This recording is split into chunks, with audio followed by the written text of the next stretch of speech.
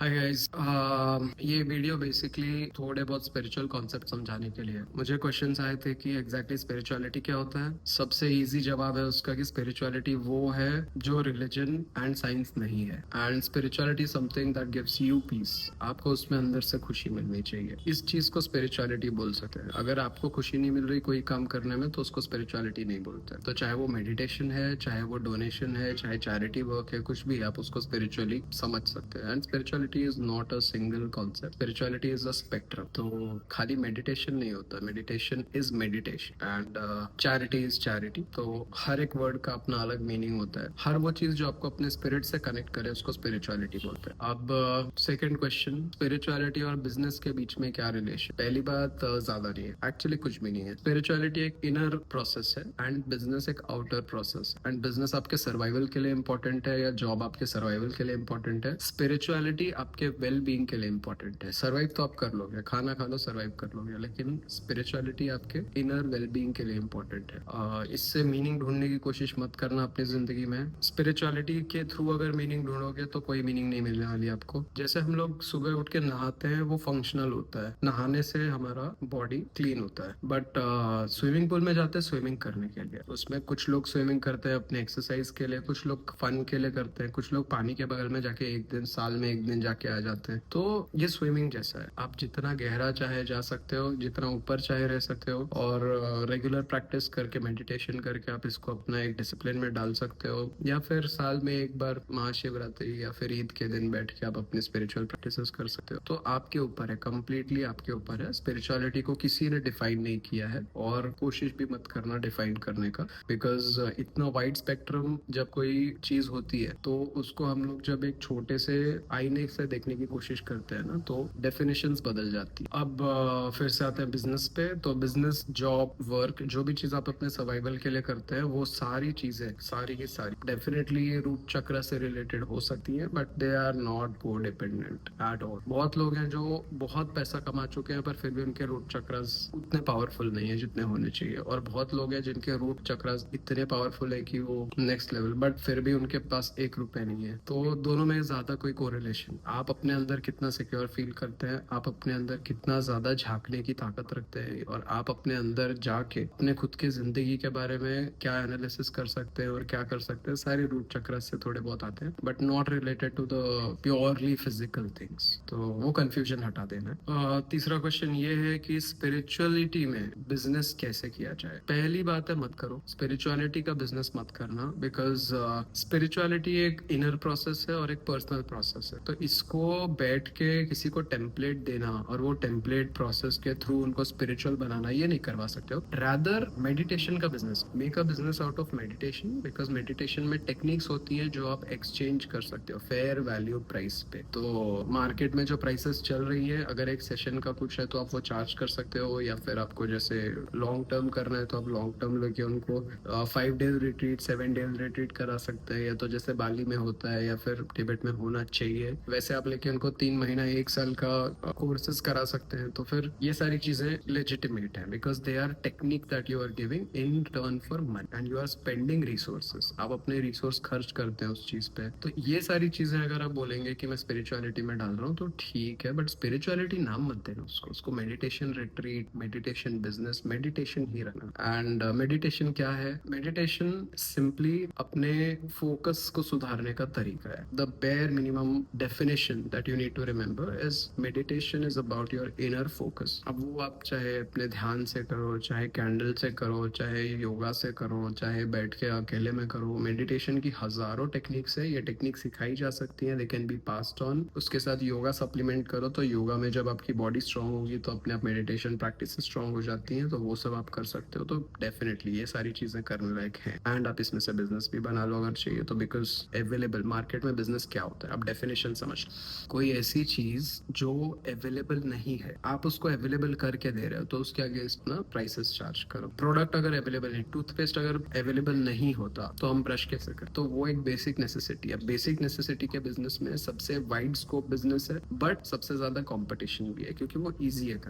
और जो बिजनेस थोड़ा हार्ड होता है करना, जैसे मेडिटेशन प्रैक्टिसेस करवाना, ये एक बहुत हार्ड बिजनेस है। इसके लिए आपको जेन्युइन टीचर्स, ऑथेंटिक लाइफस्टाइल, बहुत सारी चीजों का ध्यान रखता है। तो ऐसे सब बिजनेसेस में आपको थोड़ा सा हायर कॉस्ट रहेगा, जिसकी वजह से ऑब्वियसली प्रैक्टिसेस का कॉस्ट भी ज्यादा होता है, but it is a business where you make things available. तो अगर आप प्रैक्टिसेस अवेलेबल करके दे रहे हो तो बिंदास उसमें आप अपना काम करो और पैसे कमाओ, कोई तकलीफ नहीं है। पर लीडरशिप करने की कोशिश करना और बाबा बनने की कोशिश मत करना, अपने ऊपर सारी जिम्मेदारी मत लेना, और किसी को पर्सनली ऐसे कमिटमेंट्स मत करना जो नहीं हो सकते हैं एक इंसान से, या फिर हो भी सकते हैं तो पर्सनल कमिटमेंट्स मत करना। मैंने बहुत लोगों को फेल होते हुए देखा है just because of personal commitments, because they are not possible. दूसरा, किस स्पीड से चल रहा है और किस स्पीड से पिकअप कर रहा है, किस स्पीड से उसका फोकस बन रहा है, जेनेटिकली वो कॉम्पेटेबल है कि नहीं उस टेक्निक के लिए, या फिर इंट्रिंसिकली उसके पास उतना फोकस है कि नहीं उस प्रैक्टिस को देने के लिए, ये हमको नहीं पता होता है। तो to be on the safe side, आप बिजनेस करो, टेक्निक्स दो, अपना काम करो, आगे जाओ। सामने उसको कैसे परसीव किया जाता है और कैसे उसको लोग इम्प्लीमेंट करते हैं वो उनके ऊपर। Most of the practitioners, meditation हो या किसी भी चीज के, इवन स्पोर्ट्स, इवन जिम, जितनी भी प्रैक्टिसेस होती हैं 95% लोग 15-20 दिन के ऊपर नहीं कर पाते, याद रखना। तो जब उनको वो नहीं कर पाएंगे और रिजल्ट नहीं मिलेगा ना, और पर्सनल रिस्पॉन्सिबिलिटी अगर ले लिया है, तो सारा जिम्मा आपके सर पे फटेगा। सो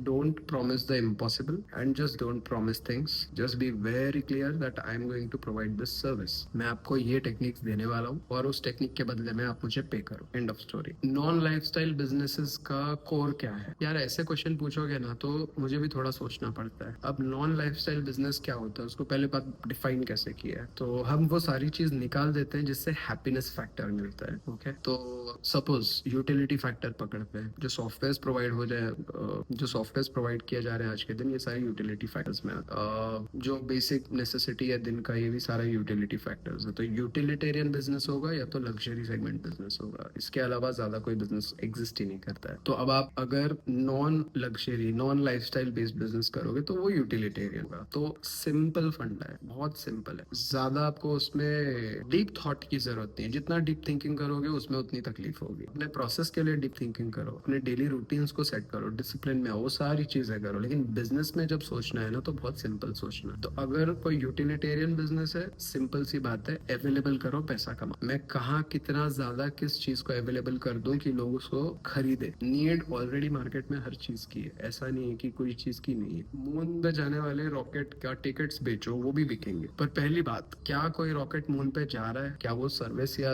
प्रोडक्ट ऑथेंटिक है, इसका ध्यान रखना। ऐसी कोई चीज मत बेचना जो फ्रॉड है। और दूसरी चीज, फेयर प्राइसिंग हमेशा रहना चाहिए। मार्केट से बहुत एक्स्ट्रा पैसा उठाओगे तो कल को जाके तुमको तकलीफ होने वाली है। तो कभी भी एक्स्ट्रा पैसा मत उठाना, फेयर प्राइसिंग रखना हर चीज का। हाँ, एट अ सर्टेन पॉइंट जब 2-3 फैक्टर्स साथ में आ जाते हैं, जैसे वो सर्विस खाली तुम प्रोवाइड करते हो, वो एक्सक्लूसिविटी अगर तुम्हारे पास है, डेफिनेटली उसका प्राइस रेज करो और उसको लग्जरी सेगमेंट में प्रॉपरली बेचो। तो ये डिफरेंसेस होते हैं। एंड नॉन मेडिटेशन जितने भी बिजनेस है वो सारे के सारे यूटिलिटेरियन बिजनेस है, तो प्लीज आराम से करो। मैं क्या बिजनेस करता हूँ, तो अब इस सवाल का बहुत लंबा जवाब है, मैं आपको शॉर्ट में बताऊंगा। मैं लाइफस्टाइल बिजनेस में हूँ। मैं जितना हो सके उतना हैप्पीनेस फैक्टर के ऊपर कैपिटलाइज कर, और मेरे कस्टमर्स हैप्पी हो, ये मेरा पहला मोटिव है। मेरा मोटिव प्रॉफिटियरिंग नहीं है। हाँ, कहीं ना कहीं अगर लग्जरी सेगमेंट की बात किया तो प्रॉफिट उसमें अपने आप आ जाता है, बट वो बाय डिफॉल्ट है। और अगर आप कंपेयर करो तो हर जगह जहाँ पे भी मेरे प्रोडक्ट्स हैं या जो भी मेरे कंपेटिटर्स हैं, सबसे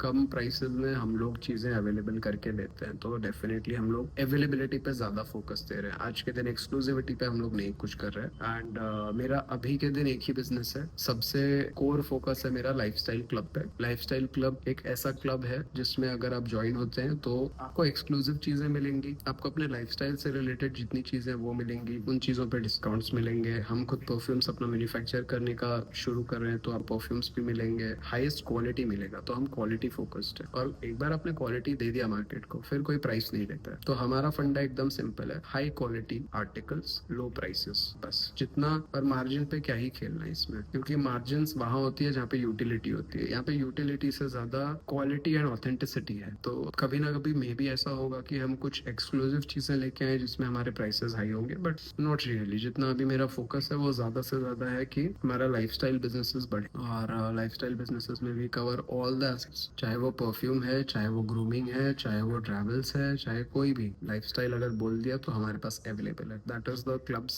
यूएसपी। एंड थोड़ी सी अभी मेहनत जारी, बिकॉज टीम बहुत छोटी है। हम लिटरली टीम बढ़ाने की कोशिश कर रहे हैं, पर हमें वो पैशन वाले लोग नहीं मिल रहे जो लाइफस्टाइल बिजनेसेस करना चाहते हैं पहली बात, और करना भी चाहते हैं तो फिर दूसरी बात उनको विजन का एक छोटा सा पार्ट नहीं चाहिए, उनको पूरा विजन चाहिए, तो डेप्यूटाइज नहीं हो रही है चीजें, इसलिए थोड़ा स्ट्रगल अभी है इस चीज में, only on that part where team building is required. But on the other side because of the nature of business जो हम ऑथेंटिसिटी और जो जेन्यूनिटी प्रोवाइड कर रहे हैं, हमारे हर इन्वेस्टर के पास अगर कोई आता है, तो अभी तो हमारा खुद का ही चल रहा है, बट अगर कल को कोई इन्वेस्टर आता है तो उसके पास जो इन्वेंट्री आएगी वो भी प्योर ऑथेंटिक आएगी। तो काफी यूएसपीज ऐसी हैं जिसकी वजह से लोग इन्वेस्ट करने में झिझक नहीं रहे, लोग दूसरे बिजनेसेस में थोड़ा सा हेसिटेशन करते हैं क्योंकि उनको प्रोडक्ट नहीं पता, उनको क्वालिटी नहीं पता, उनको कुछ नहीं पता, उनको खाली नंबर्स दिखाए जाते हैं। नंबर्स में हम बोलते हैं आप चीजों में इन्वेस्ट करो, नंबर्स में मत इन्वेस्ट करो। The fastest way to fail in business is investing on numbers. जितना ज्यादा आप नंबर्स पे ध्यान दोगे, जितना ज्यादा नंबर्स बेचोगे खरीदोगे, उतना ज्यादा लॉस की पॉसिबिलिटी। और अगर आपको नंबर से इतना प्यार है तो स्टॉक मार्केट में चले जाओ, बिकॉज वहां से आप जितने नंबर्स ट्रेड कर पाओगे उतना तो जिंदगी में कभी नहीं कर पाओगे। तो if you want to hold stock authentic things that you tomorrow you can touch and feel, those are the things we are into. We are not into software services, we are not into IT services. मैंने 12 साल ये सारे काम कर लिए, मेरे 280 industries के ऊपर का मेरा खुद का एक्सपीरियंस रहा है। और what I feel is there is a certain value in providing physical things, there is a certain value in providing goods at a higher quality even if cheaper, that is not an issue. पैसे वाले के पास भी पैसा है, जिसके पास पैसा नहीं है वो भी खरीदता है। तो अगर आपके पास क्वालिटी है तो हर कोई आएगा आपके पास, आपको सोचने की जरूरत नहीं पड़ेगी। और अगर क्वालिटी ही नहीं है तो आप कितना भी प्राइस तोड़ दो, आदमी वन टाइम कस्टमर बनेगा। और अगर आपके पास क्वालिटी नहीं है और आप कितना भी जाके बवाल करो, कितना भी जाके उसमें मार्केटिंग करो, बड़ी बड़ी एजेंसी से बात करो, बड़े बड़े लोगों को लो, बहुत बड़े बड़े स्टार्स का आपने ब्रांड देखा होगा, आए प्रमोशन हुआ पर क्वालिटी नहीं मिली तो मार्केट ने रिजेक्ट कर दिया। Market is the greatest equaliser. चाहे आपको बिजनेस करना है, चाहे मेडिटेशन करना है, चाहे कोई भी चीज है, मार्केट का टेस्ट अगर आपने पास किया तो मतलब आप बिजनेस कर सकते हो या फिर आपका बिजनेस चल सकता है। तो that is where you have to understand the difference between market and desires. लोग बहुत डिजायर्स लेके बैठे हैं, हमको कैसे टाइप का बिजनेस करना है, कहाँ पे बिजनेस करना है, कितना बिजनेस करना है, सब उनको पता है। लेकिन जब मार्केट में उस चीज की वैल्यू नहीं है तो आप कैसे बेच पाओगे? तो पर्सनल डिजायर्स को हमेशा अलग करके बिजनेस करो।